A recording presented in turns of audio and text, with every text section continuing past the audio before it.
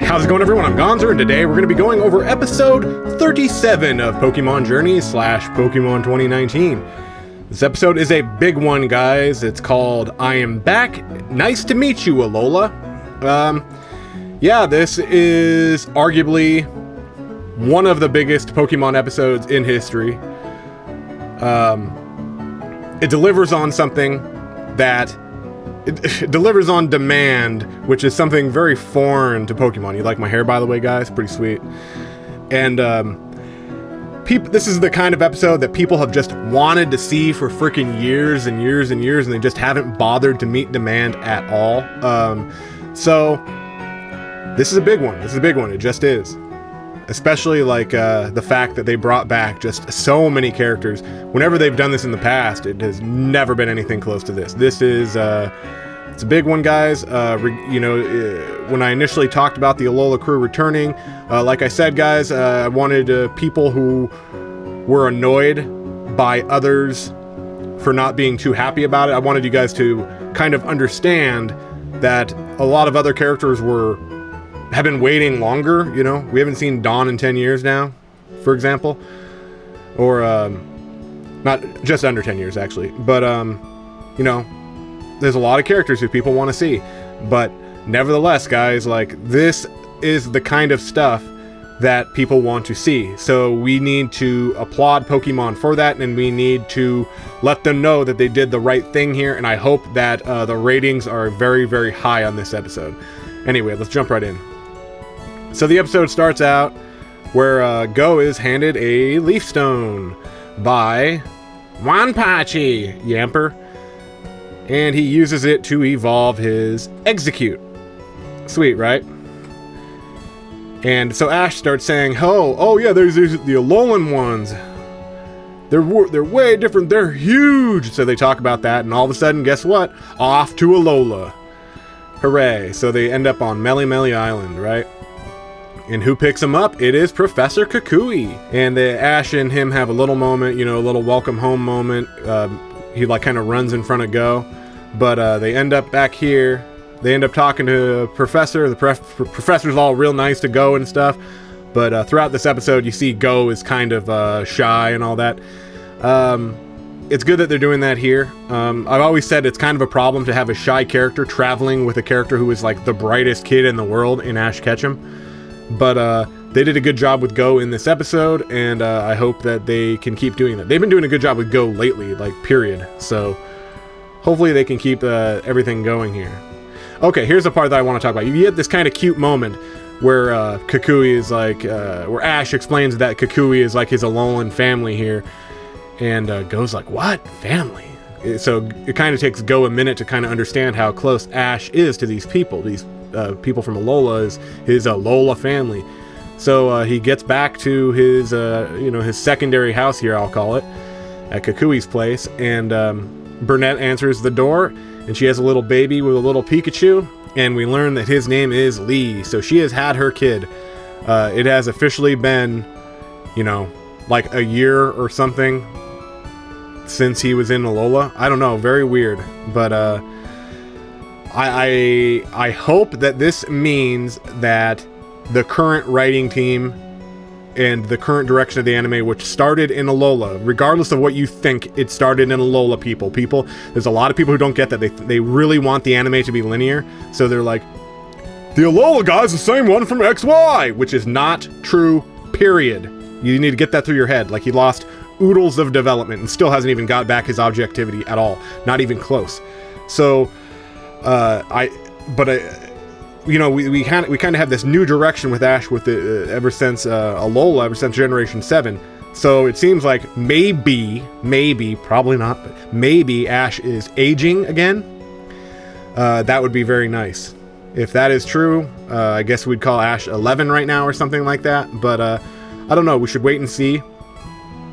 It will suck if they reset Ash next generation or do another soft reset. That's what I mean by that, a soft reset. The other cute image here, I accidentally captured it in dark mode here. Oh well. It's, she introduces Ash to the baby like as its big brother, and pretty crazy.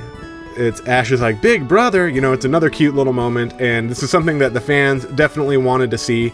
I think the fans more wanted to see the baby being named after Ash, but I think that's a little bit too much. I think this is just the right thing, saying, you know, this is your little brother here, Ash. And they meet, and he like starts hitting Ash.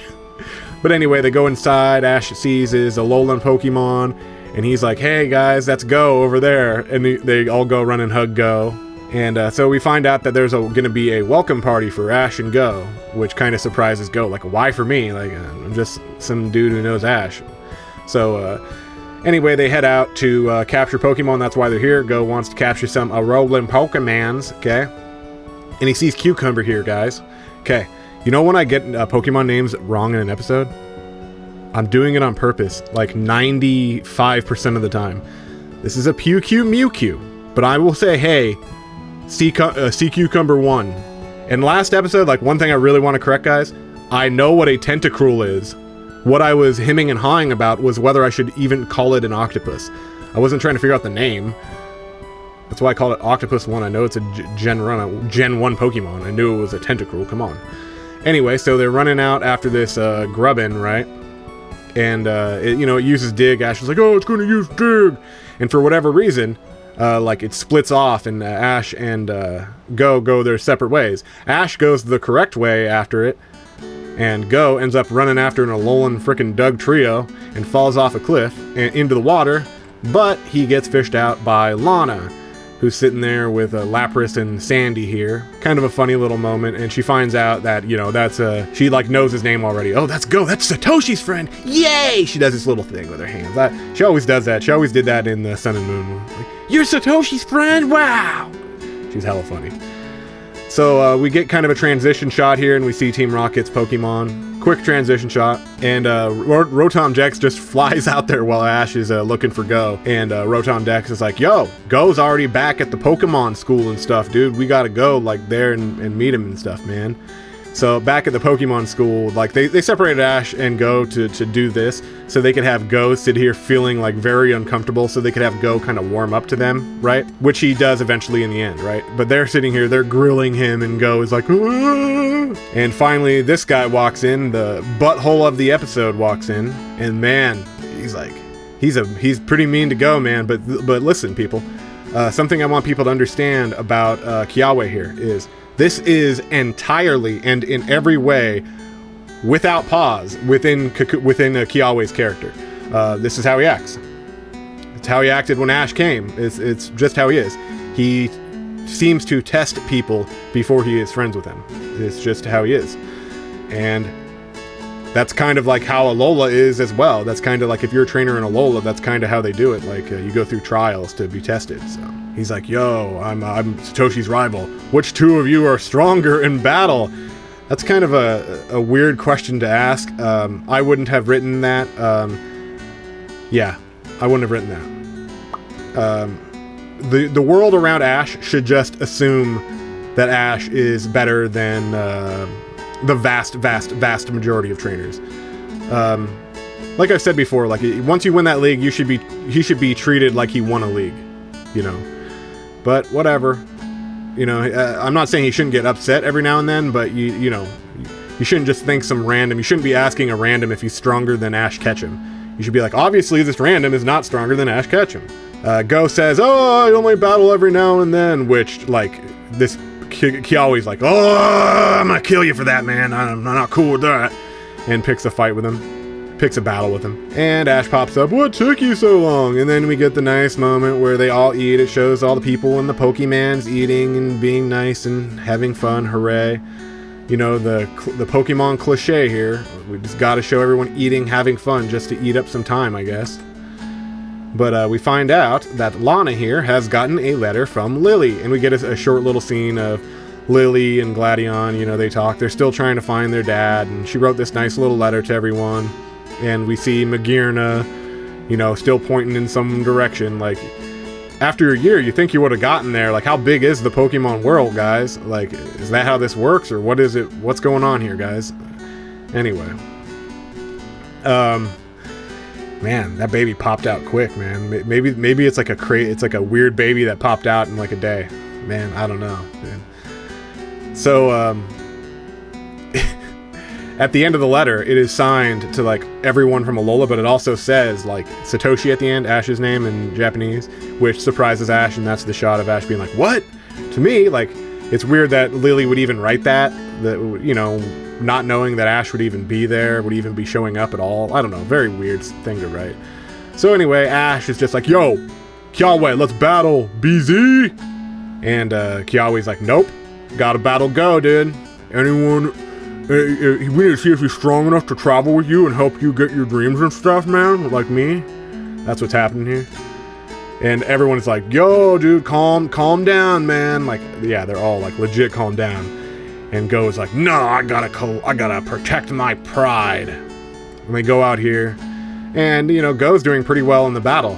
And Kiawe's like, well, I'm gonna use my Z move, dude. It's used by the strongest in Alola. Hooray. And he's like, if you want to run, Go, you better run right now. And Go's like, nah, I ain't running. Which Kiawe likes to hear, just as I would expect from Satoshi's rival. And here is where Go kind of breaks out of his shell here and says, you keep calling me his rival.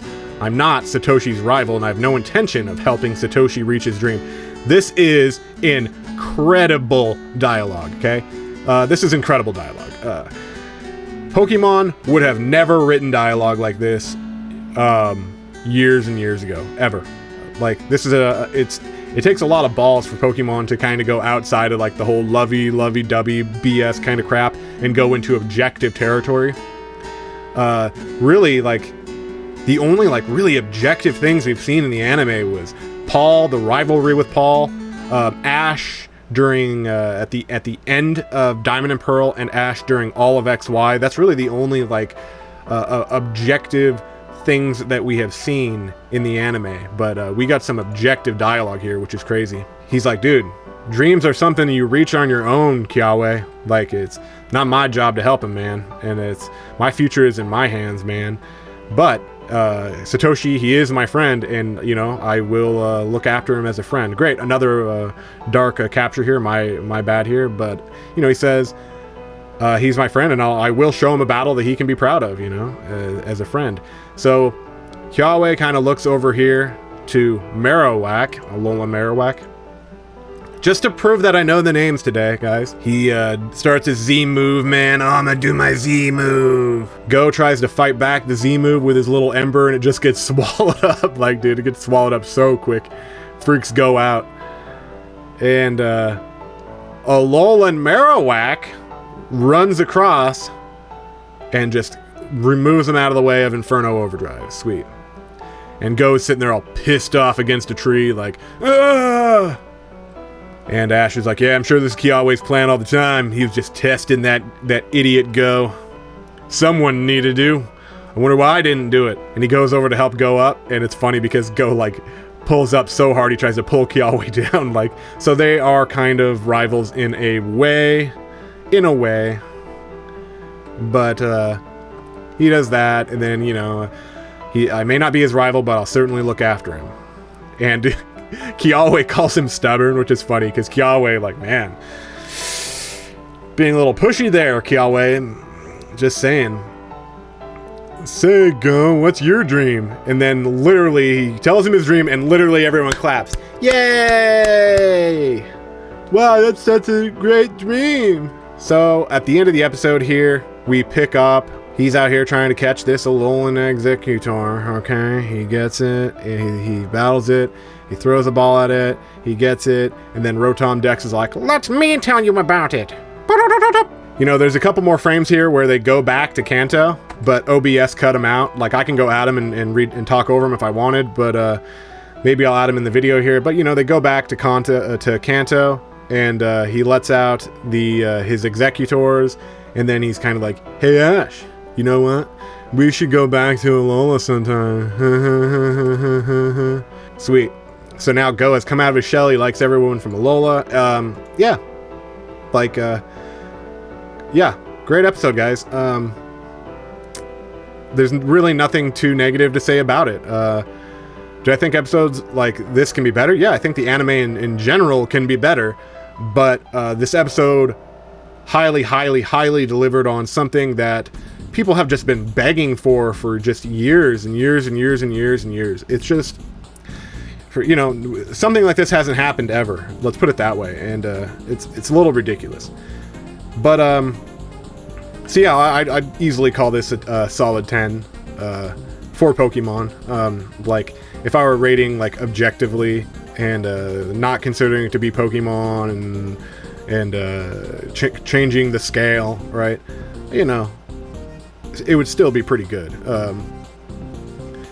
But there's one thing I want to talk about finally, guys. There's one thing here. Okay, guys, here is the final thing that I would like to talk about. So this baby appears, and a lot of the bigger Pokemon channels, a lot of the bigger channels that do things similar to what I do, a lot of them came out and they said, guess what? Serena Stans hate the baby. Guess who it was? It was those evil Serena fans who don't like the baby. It's those fucking retarded Serena fans. This is why I'm here. It's because I've seen bigger channels just be absolutely ridiculous idiots. People should be judged individually. That's why you have never seen me, ever, once, go, I'm an XY stan, guys! I love XY! I like Diamond and Pearl, golly whiz! Everything is bad about Sun and Moon! Everything's bad about everything I don't like! Let's get into groups and get in fights, dude! Let's go join Antifa! Yay! Who wants to join the Proud Boys? Who wants to join Antifa? And then we're just gonna fucking kill each other. Collectivists are ridiculous. Treat people as individuals. You do not treat them like parts of groups, okay? Just because people like Serena, you don't sit there and say and whine about Serena fans because like one or two absolute J-brones on the fucking internet were crying about a fucking baby. It's ridiculous. And that's why this channel is here, and I hope you guys understand that. I hope you guys are seeing the clear differences here, because this collectivist shit in the community needs to stop. I am fucking tired of it. But with that, please, if you would like, comment, subscribe, most importantly, share. Peace out, cats.